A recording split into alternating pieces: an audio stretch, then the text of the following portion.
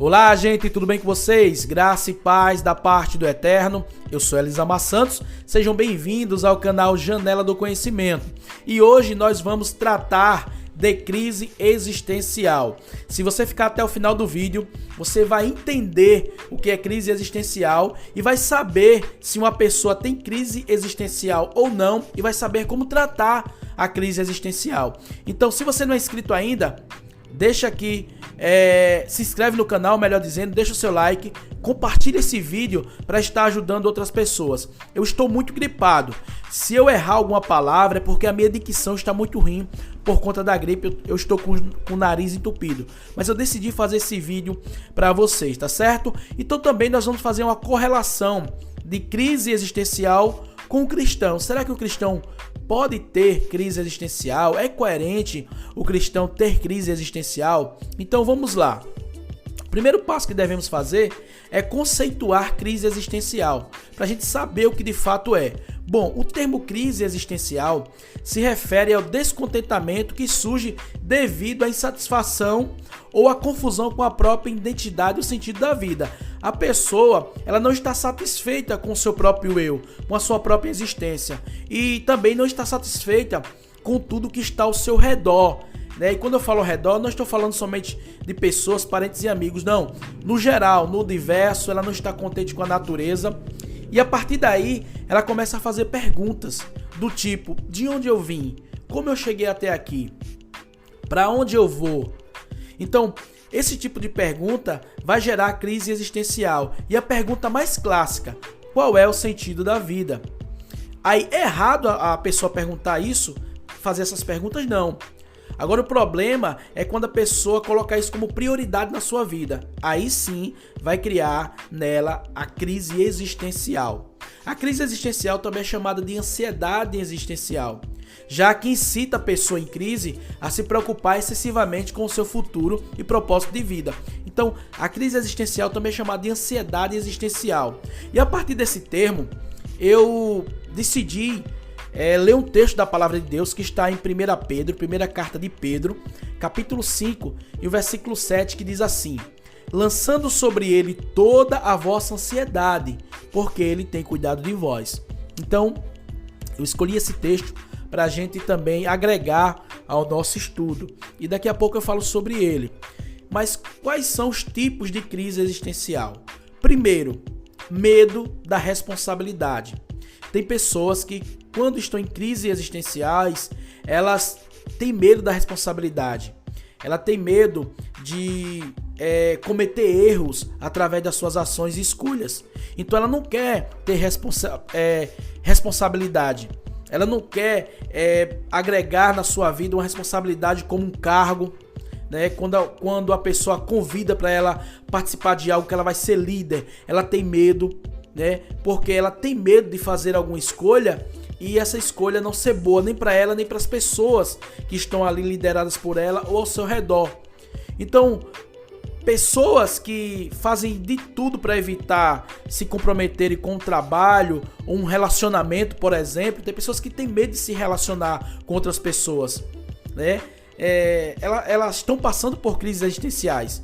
Então, como eu falei, pessoas que fazem de tudo para evitar se comprometerem com o trabalho, um relacionamento, por exemplo, por vezes sofrem desse tipo de crise existencial. E às vezes a pessoa não sabe disso. Às vezes ela está passando por isso e não está sabendo que está vivendo um tipo de crise existencial. E qual é o outro tipo de crise existencial? O sentido da vida.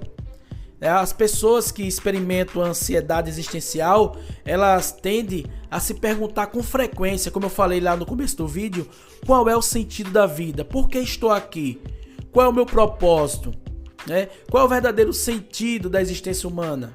Então são alguns questionamentos em que elas se perdem por horas. Elas colocam isso na cabeça e isso viram prioridades, prioridades na sua vida. Então, quando passamos por momentos de transição e perdemos a segurança em nós mesmos, pelo fato de a gente saiu de um relacionamento e esse relacionamento nos feriu, ou a gente perdeu o emprego, ou a gente por exemplo, teve uma experiência ruim dentro da igreja, e aqui eu trago para a religião, a pessoa começa a fazer esse tipo de pergunta, né? Por que eu estou aqui? Tem pessoas que perguntam assim: será que eu vim ao mundo só para sofrer? Né? Então, é esse tipo de coisa que vai fazer com que a pessoa entre numa crise existencial. Como eu falei, embora não haja nada de errado em se fazer essas perguntas, elas podem se tornar um fardo quando feitas em excesso.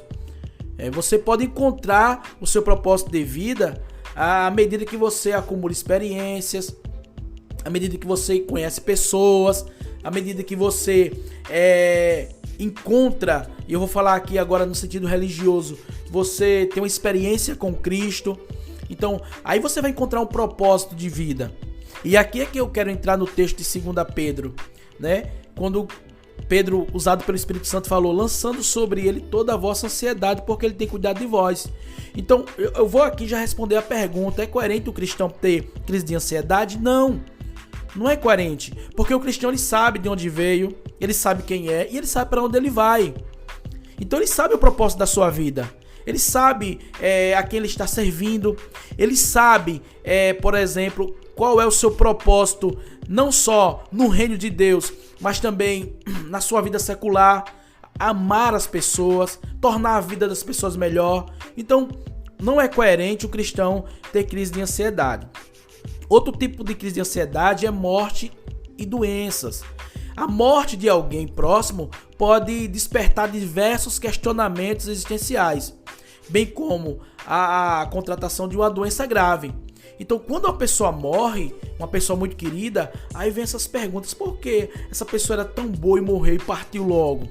Ou, por exemplo, quando uma pessoa querida ela vai adquirir uma doença terminal, ou a pessoa mesmo, quando ela está doente, ela faz perguntas: por que eu estou doente? Eu fiz algum mal? Eu fiz alguma coisa? Então, você pode começar a se questionar sobre a doença de alguém, sobre a perda, né? Isso vai começar a te deixar ansioso diante da realidade de que essas coisas não eram para acontecer. As pessoas vão usar a palavra injustiça, que isso não estava nos seus planos. Então, esse tipo de questões referente à morte e à doença também que vai trazer a crise existencial. Outro tipo de crise existencial é eventos da vida, eventos importantes, eventos significativos. Muitas pessoas passam por crises existenciais quando se deparam com grandes eventos da vida, né? Ou, em outras palavras, quando há mudanças na vida delas. Um acontecimento grande. Eu vou dar exemplo aqui: uma formatura. Por exemplo, a pessoa se forma e ela agora vai começar a trabalhar. Isso é um momento de transição, de mudanças. E tem pessoas que entram em crise existencial por conta disso. Será que eu vou conseguir, na prática, fazer o que eu aprendi? Como é que eu vou lidar agora com essa mudança na minha vida? Então, essas mudanças significativas, esse evento significativo na vida pode trazer uma crise existencial. Mesmo que a formatura seja um evento com o qual todo estudante sonha, quando acontece de verdade, a sensação é de vivenciar uma mudança de vida súbita, uma mudança drástica. Então isso pode trazer uma crise existencial, quando a pessoa se preocupa muito com essa transição, com essa mudança. Outro tipo de crise existencial é a repressão de emoções e sentimentos. E aqui é muito preocupante. É quando a pessoa não se dá permissão para sentir emoções e sentimentos, né? Isso pode ocasionar uma crise existencial. Algumas pessoas bloqueiam o sofrimento para tentar esquecer da sua origem, né? Elas acreditam que a repressão ajudará a encontrar a felicidade novamente. Então, o que é que a pessoa faz? Ela escolhe não pensar mais naquilo, ela reprime os sentimentos. É como aquela pessoa que perdeu um parente muito querido e ela não quer chorar. Ela prende o sentimento de choro, ela quer passar para as pessoas que não está triste, que ela está sendo forte. E isso vai ser prejudicial para ela, muito prejudicial, porque ela está reprimindo os sentimentos, né? Emoções e sentimentos. Então isso pode ocasionar em crise existencial, porque aquilo vai ficar acumulado. Quando deixamos de experimentar a felicidade autêntica, a vida parece vazia em sentido. Então, para a gente ter felicidade autêntica, a gente precisa passar também pelas tristezas, né? E muitas pessoas escondem os seus sentimentos, mostrando uma felicidade que ela não tem, que naquele momento ela não está vivenciando essa felicidade. Ela está muito triste, por dentro ela está triste. Então, fazendo aqui novamente um paralelo com o cristão, isso não pode acontecer. O cristão ele tem que ser autêntico, ele tem que se mostrar triste nos momentos de tristeza e se mostrar alegre nos momentos de alegria, porque ele sabe que a vida tem esses altos e baixos, momentos de tristeza, momentos de alegria. Então, eu falei a vocês que eu ia responder como saber se a pessoa está tendo uma crise existencial. Bom, primeiro ponto é quando a pessoa questiona muito a razão para estar vivo ou como ela chegou aqui, né? Qual é o propósito da vida dela. Quando ela questiona muito isso, ela está em crise existencial, né? Ela não vê sentido em se esforçar para obter o que deseja, porque a morte é o destino de todos. A pessoa que diz assim, não vou fazer nada não, porque eu vou morrer mesmo, tá? Isso é um tipo de crise existencial. Ela sente-se triste a maior parte do tempo, e a pessoa pode confundir aqui crise existencial com depressão, mas não. A depressão tem outros sintomas, né? Às vezes a pessoa tem crise existencial, mas ela toma seu banho, ela se veste bem, ela tá limpa, ela quer estar apresentável. E um dos sintomas fortes da depressão é a pessoa se isolar, não querer tomar banho, não se preocupa com a aparência. E a pessoa que tem crise existencial, não, ela se preocupa com a aparência, né? Muitas das vezes ela quer estar apresentável. Então, mas ela se sente triste a maior parte do tempo. Ela não acredita que merece a felicidade, esse é um dos sintomas também. Então ela não tenta mudar a sua condição atual de vida. Ela se torna uma pessoa conformista, ela se conforma, né? Isso é um tipo de sintoma. O outro sintoma também, ela sente desesperança acerca do futuro e metas da vida. É pessoas que não criam metas, é pessoas que perderam a esperança. Né? Isso se torna uma crise existencial, né? Ela se preocupa constantemente com as suas decisões. Ela se preocupa tanto que ela não toma as decisões. Então ela fica paralisada. A gente sabe que nós somos pessoas falhas. Nós vamos errar. A gente não vamos acertar sempre. Mas se a gente tiver medo, a gente acaba paralisando, né? Entra a questão do pânico, né? Então o pânico é a ausência de ação. Quando a pessoa entra em pânico, ela não toma nenhuma atitude, né? O medo é um sentimento de defesa, todos nós temos medo, porém o pânico é a ausência de ação. E a pessoa que tem crise existencial, ela entra em pânico, né? Então, outro sintoma também, ela se sente incomodada com a sua própria existência, né? Ela sente que não se encaixa em nenhum grupo, ela se isola, ela sente que ela não consegue um grupo ali para se familiarizar, se relacionar. Ela tem dificuldade para tomar decisões e fazer planos porque teme se comprometer com um determinado futuro, né? Ela vive experiências de sentimento tipo impotência, né? Ela se sente impotente para fazer as coisas. Então ela também tem necessidade de se perguntar sobre o sentido da vida. Então tudo isso são sintomas de pessoas que estão vivenciando uma crise existencial, né? E essa sensação de impotência, isso é muito preocupante. A pessoa, ela se sente impotente, ela se sente uma pessoa que ela não consegue fazer nada, porque ela entende que aquilo que ela vai fazer não vai dar certo.